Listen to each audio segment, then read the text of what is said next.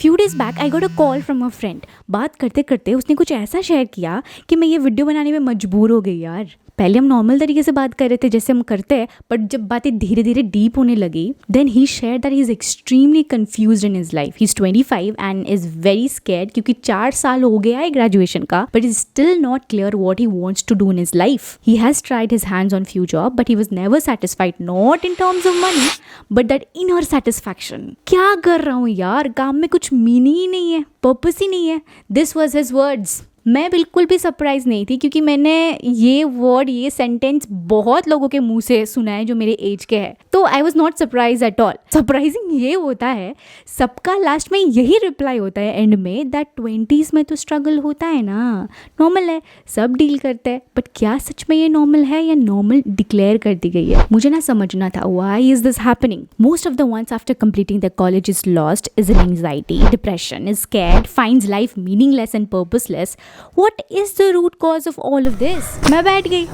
Plan ये था understand करना the root cause and also find the solution for it. ऐसा ऑब्जर्वेशन किया गया कि कॉलेज के स्टूडेंट्स छोटी छोटी सेंसलेस बातों पे आर्ग्यू करना, झगड़ा करना एक नॉर्मल सा बात हो गया था। इसलिए एक स्टडी किया गया जहाँ पे कई स्टूडेंट्स को various topics like politics, present situations पे डिस्कशन करने को दिया गया। उस स्टडी में ये पाया गया कि बहुत सारे स्टूडेंट्स डिफरेंट पर्सपेक्टिव समझ ही नहीं रहे थे। रूट कॉज को समझने से ये रियलाइज किया गया कि इसका रीजन हमारा मॉडर्न एजुकेशन सिस्टम है जो बस फोकस करता है एक बच्चे को जॉब के लिए प्रिपेयर करने के लिए, जॉब्स के लिए प्रिपेयर करने के लिए, and not enough on teaching values and critical thinking which ultimately leads to confusion about career and life in general. इससे क्या होता है, students don't even realize their true potential, their true abilities, and they end up following what everyone else is doing. We can't really deny this, right? Especially I can't really deny this क्योंकि मेरे आसपास भी scene कुछ ऐसा ही है। See, because for me I'm interested in history. अब school खत्म होने तक मुझे बस इतना पता था Akbar was great, Ashoka was great, Babar का बेटा हुमायूं, हुमायूं का बेटा Akbar and so on.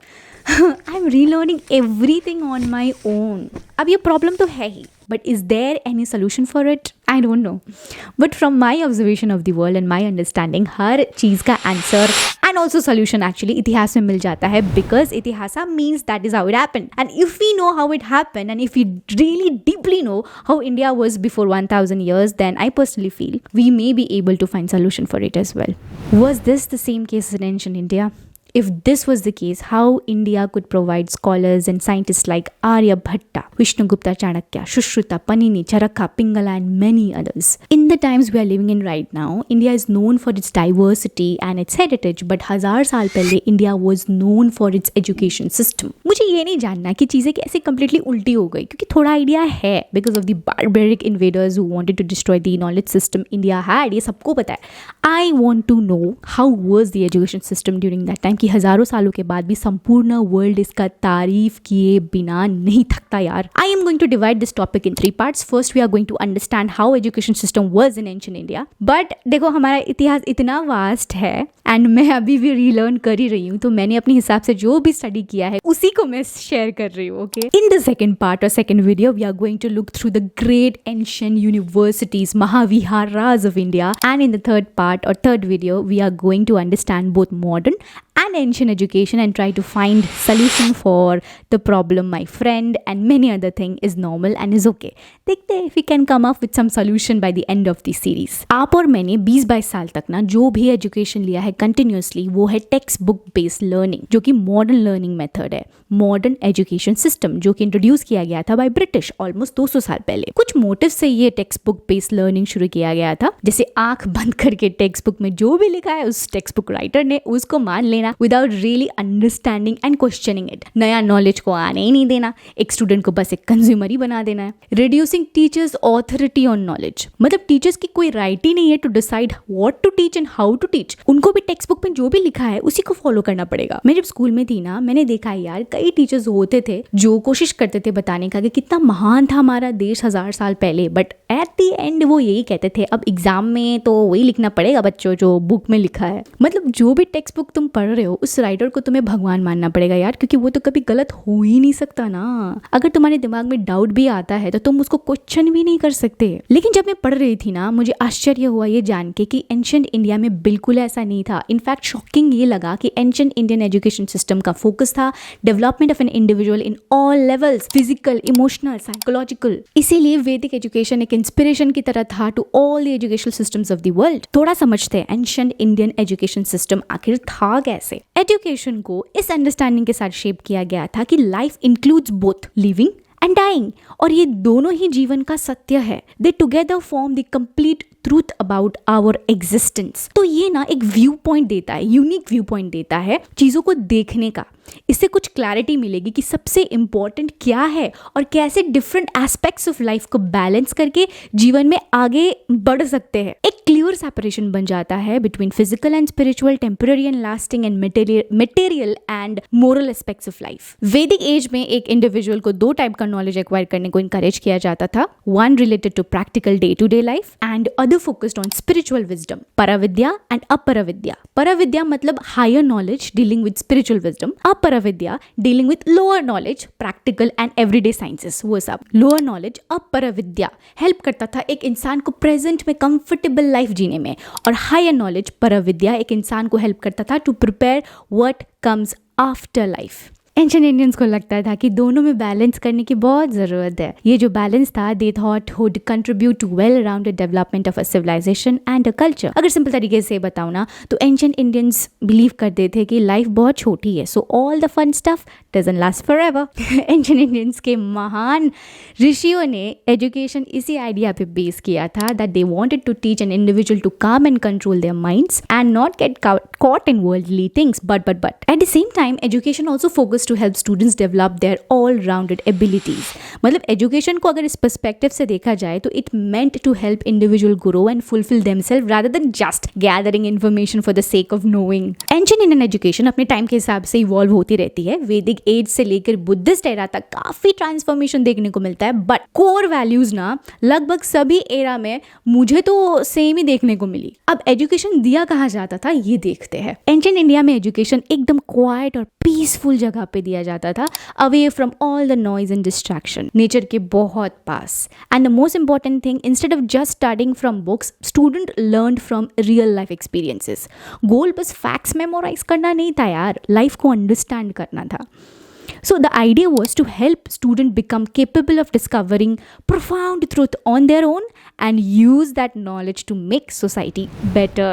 Every age में हम देखते हैं इंस्टीट्यूशन भी इवॉल्व हुई है। फॉर एग्जाम्पल एंशिएंट इंडिया में हर एक ऋषि टीचर हुआ करते थे इन सम or the other form. So what he used to do was he used to impart all the knowledge he had personally acquired to his son. ये तो हुआ father to son. Education temples में भी दिया जाता था, फॉरेस्ट में भी एजुकेशन दिया जाता था। एक एग्जाम्पल देती हूँ, ऋषि कण्वा का आश्रम एक पॉपुलर लर्निंग सेंटर हुआ करता था which was situated on the banks of Malini river which is a tributary of Sarayu river Sarayu. Rishi Kanva के आश्रम का वर्णन महाभारत में किया गया है। ये एक नॉर्मल आश्रम नहीं था जहाँ पे बस स्पिरिचुअल और फिलोसॉफिकल नॉलेज दिया जाता था, but it was a gathering of many ashrams around and the main one was led by Rishi Kanva. People living in this ashram were experts in various fields of knowledge, चार Veda, grammar, there were logicians who were skilled in art of reasoning and argumentation. It was like a forest university. For example, there were rishis who were experts in constructing Havan Kund, ritual platform using solid geometry. And the interesting thing is, they were experts in the knowledge of various animal and birds. ऋषि वशिष्ठ, ऋषि विश्वामित्र, वेद व्यास, ये और भी है ऋषिस जिनके आश्रम forest में situated थे जहाँ पे student various fields of knowledge को गैदर करने के लिए जाते थे। प्रमाण हमें महाभारत और रामायण जैसे इतिहास में देखने को मिलता है। एजुकेशन टीचर्स के घर में और we can call it gurukul में भी दिया जाता था। गुरुकुल में एडमिशन का वेरियस प्रोसेस हुआ करता था जहाँ पे एक बच्चे को अपने पेरेंट्स एंड घर को छोड़ के टीचर के घर में जाना होता था। It was not just about being smart but the student had to show that they were honest and trustworthy, so there was some process before admission. Brahmacharya follow करना पड़ता था वेरी स्ट्रिक्टली. टीचर को रेस्पेक्ट करना एक student का धर्म होता था. There was no inequality in the field of knowledge. Rigveda से हमें क्लियर एविडेंस मिलता है women को भी इक्वल अपॉर्चुनिटी दिया जाता था नॉलेज एक्वायर करने के लिए and was called as ब्रह्मणवदिनीस. वैदिक पीरियड में specially education was totally oral. Ashrams भी लर्निंग सेंटर हुआ करता था जहाँ पे दूर दूर से स्टूडेंट्स आते थे सीखने के लिए ज्ञानी ऋषि मुनियों से. Things changed and evolve with time of course definitely. तो लेटर वैदिक पीरियड में हम देखते हैं बहुत सारे परिषद्स एंड सम्मेलन्स जो थे हायर लर्निंग प्लेसेस. उसमें स्टूडेंट्स सीखते थे थ्रू डिस्कशंस एंड डिबेट्स. सम्मेलन्स मतलब कॉन्फ्रेंसेस ऑर्गेनाइज किया जाता था जहाँ पे किंग्स बहुत सारे बड़े बड़े स्कॉलर्स को इन्वाइट करते थे and they used to meet and exchange their views. With this period में भी monasteries were the centres of education and for higher education great mahaviharas और यूनिवर्सिटीज वर देयर. लेकिन मुझे ना पढ़ते टाइम सबसे बेस्ट और इंटरेस्टिंग पार्ट लगा टीचर एंड स्टूडेंट का रिलेशनशिप. टीचर को ना बस गुरुकुल में ही नहीं बल्कि पूरे सोसाइटी में सबसे ऊंचा स्थान दिया जाता था. He was regarded as a great guide for all. But कोई भी एवं टीचर नहीं बन सकता था. These teachers had to be an expert in Vedic knowledge. Teachers did not just talk about regular stuff. They also tried to help their student understand deeper things like important life lessons and spiritual ideas. Note करने वाली बात यह है, teachers did not just wanted to pass on just facts to the students, but also wanted to pass on important values and a good way of living. What made these teachers special was they did not just wanted to teach with words. They lived their lives in such a way that student could look up to. Teacher एक role model की तरह होते थे and students were expected to follow their example. एक student freely अपना points discuss कर सकता था, क्वेश्चन कर सकता था, अपने डाउट सामने रख सकता था. रूल्स एंड रेगुलेशन बनाए जाते थे keeping in view of physical, mental and psychological development of a student. कई सारे सिटीज तो फेमस हुई इन टीचरों की वजह से यार. For example Banarasi for its religious teachers. Takshashila famous हुआ था for its teachers like Panini the great grammar of 4th-5th century BC. Vishnugupta Chanakya, who was the minister and the advisor to Chandragupta Maurya. Charakha, who was one of the leading authorities of Indian medical science. समय के साथ subjects भी change और add on होते चला गया. जैसे कि अगर वैदिक एज की बात करें तो students lived their life with teachers, so they had to do everyday household task also. आग जलाने के लिए लकड़ियाँ कलेक्ट करना, दूर से पानी लेके आना, animal husbandry, dairy farming, agriculture, teachers की काउज की सेवा करना.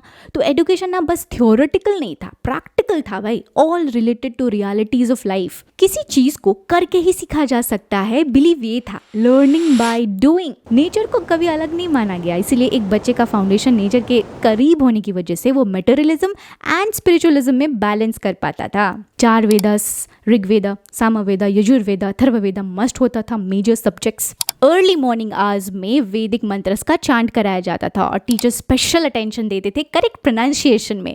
एजुकेशन क्लियरली ओरल होता था तो स्टूडेंट्स को अपना अटेंटिव मूड ऑन रखना पड़ता था कि जो भी टीचर अपने लिप्स से बोल रहे हैं उसको ही मेमोराइज करना होता था. Only that knowledge which was received from the lips of the teacher was regarded as clearly Vedic. Other than 4 Vedas, grammar, astrology, logic occupied a very special place because knowledge of other subjects was tested on its basis. तो logic सिखाया जाता था. Wow.